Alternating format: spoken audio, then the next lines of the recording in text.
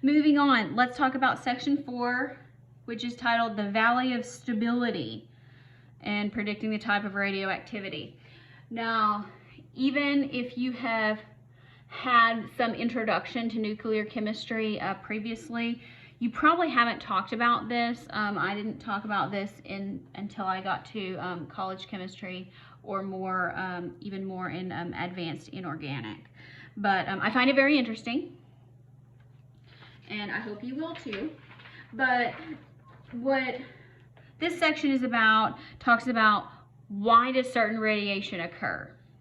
So first of all, what in the world causes certain nuclei or nuclides to be radioactive? And let's talk about some things that are involved. So we know that the nucleus of an atom is composed of two particles. We're going to call the components of the nucleus of an atom nucleons. So if you're thinking this sounds kind of like Star Trek, you're correct. All right. So you have protons, which have a positive charge, and you have neutrons, which have no charge. Now, everything that we know about magnetism and charges says our positive charges should repel each other, because same charges repel. Opposite charges attract, but same charges repel. So why in the world do we have a nucleus that's only positive charge and it stays together? That happens because of what somebody who is probably a big Star Wars fan, or perhaps George Lucas like them, what is known as the strong force. And I'm a big Star Wars fan, as you probably should know. All right, so what is the strong force? The strong force is actually what binds the nucleus together. And so what this theory says is all nucleons, so protons and neutrons, are attracted to one another because of the strong force. So it doesn't matter what their charge is, the strong force says all of them, protons and neutrons, are attracted to each other by the strong force. The strong force only acts at very short distances. When I say very short, I mean we're talking about within the nucleus. We're not even talking about the entire diameter of an atom. So super, super, super duper short. So that's where we get into why in the world do we have neutrons? Because everybody's like, we have protons, neutrons, and electrons. Okay, protons are positive, electrons are negative. I get that. What is the purpose of a neutron? Let's talk about it. So, the role of the neutron is nuclear stability is related to the balance of the attractive strong force among all of the nucleons, along with the repulsive coulombic force. So remember, coulomb, that's a unit of charge. So that's the way of saying the protons repel each other among the protons. So all of the nucleons are attracted to each other, but the protons still repel each other. So cue the neutrons. So the role of the neutron is to stabilize the nucleus, because it is going to attract, so by attracting other nucleons, so it's going to take advantage of the strong force, but it also, neutrons do not repel any particles because they have no charge. So a neutron attracts but does not repel. A proton attracts and repels. So you say, well, neutrons are great then. However, more neutrons are not always better. Because within the nucleus, which we are not going to get into other than very, very briefly, but we're not going to be diagramming or anything, that has its own version of electron energy levels. Now, obviously, there's no electrons in the nucleus, but nuclear particles are also arranged in an organized fashion. So what ends up happening is eventually the energy payback from the strong force when you add more neutrons, because they're going to attract but not repel. So ultimately, that is not enough to compensate for the high energy state that they have to be in. So you put a neutron in a high nuclear energy level, it's not going to do any good after a certain point. So what we're going to talk about now is the nuclear ratio. So this is the NZ ratio, which has to do the ratio of the neutrons to the protons. And that's what matters. And that is the column over here that I said we hadn't talked about yet. Now we're going to talk about it. So this is here what we call the valley of stability. And so it's better in color. This is right out of the book. And what this says is this takes a whole bunch of nuclides, so stable nuclei, stable isotopes, and plots them, and it considers what the ratio of neutrons to protons is.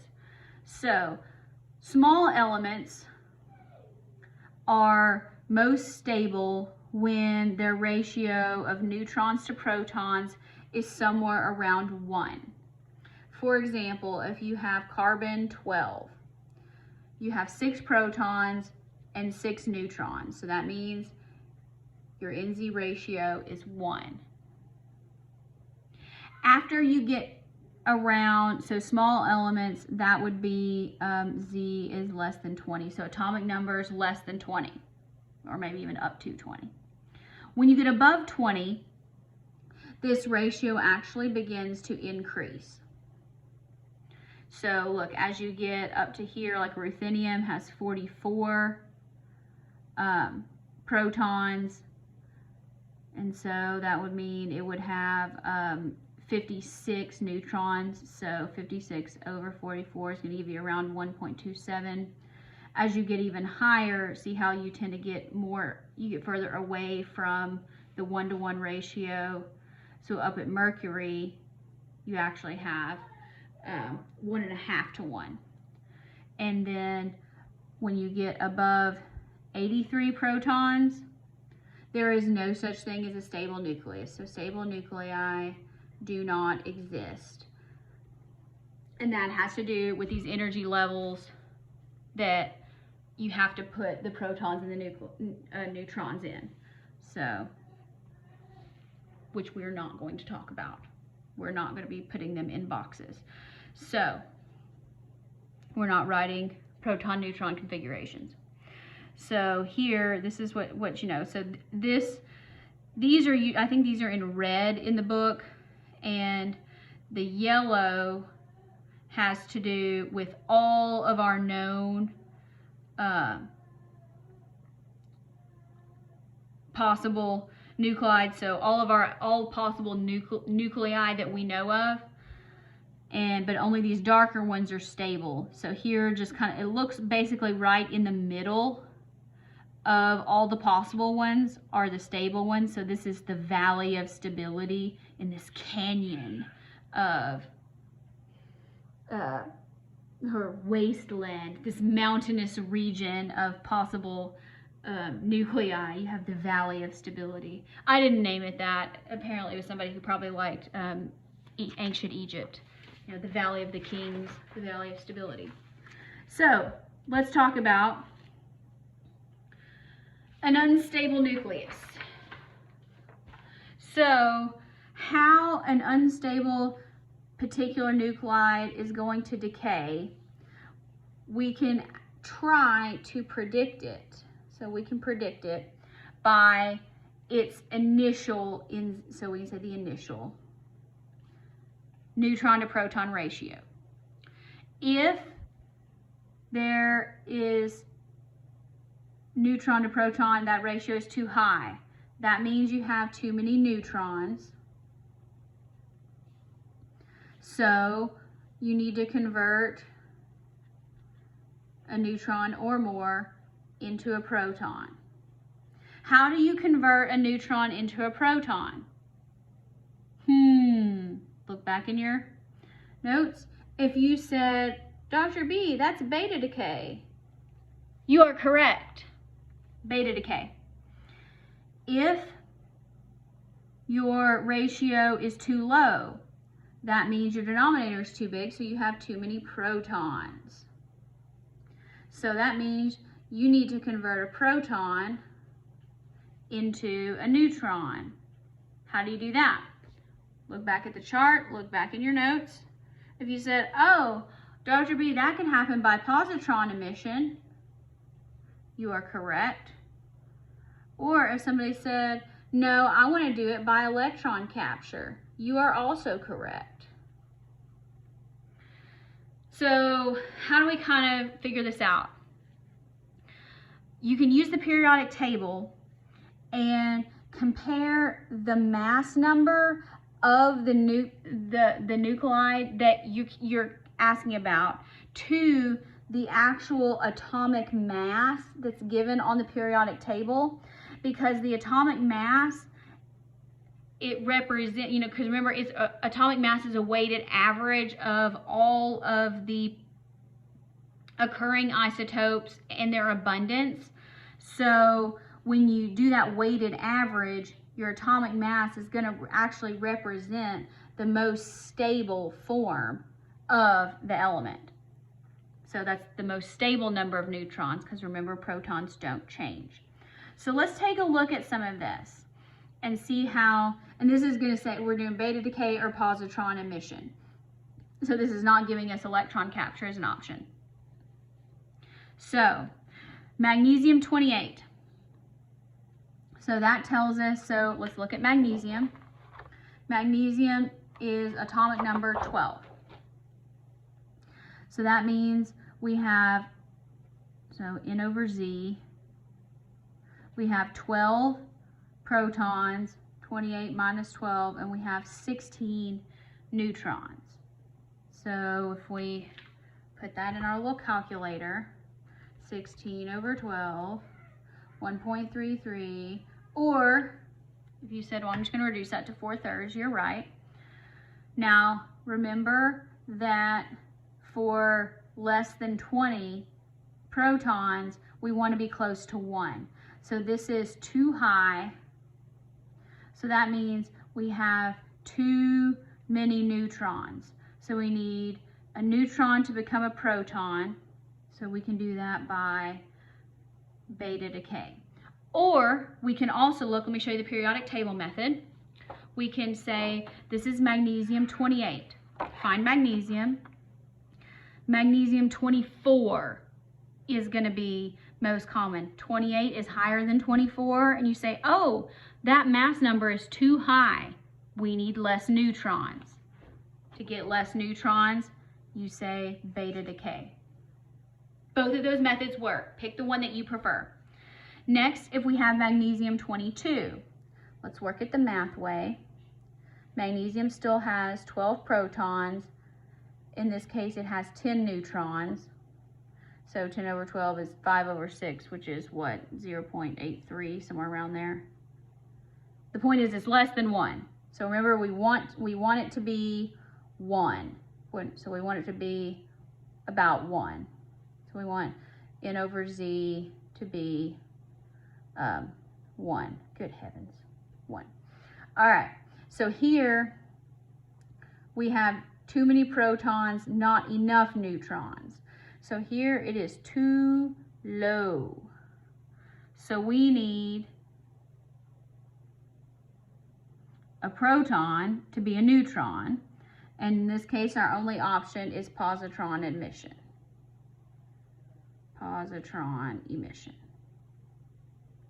or we can look at the periodic table. So this isotope has a mass of 22, and it wants to be most stable at 24. So we say, oh, that's too low. The mass is too low. We need more neutrons. So we'll get, so a proton needs to become a neutron, and we do that with a positron emission. Next one, MO, molybdenum. Molly, that's what my dad always called it. So N over Z. Molybdenum is atomic number 42. 42. And so 102 minus 42 is what, 60? All right, so let's reduce that. 30 over 21, but 60 over 42, 1.43, somewhere around there, 1.43. So it's going to be, that's probably a little bit high. We know it's going to be increasing, but if you look back at your valley of stability here, when we're somewhere around this many, it's only about 1.27. So we don't know, so we've got an idea that it's probably too high, but let's also consult the periodic table. And so this has a mass number of 102.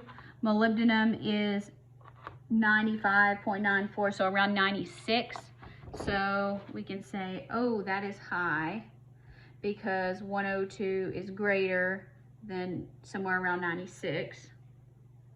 So when it's too high, we need beta decay because we have too many neutrons.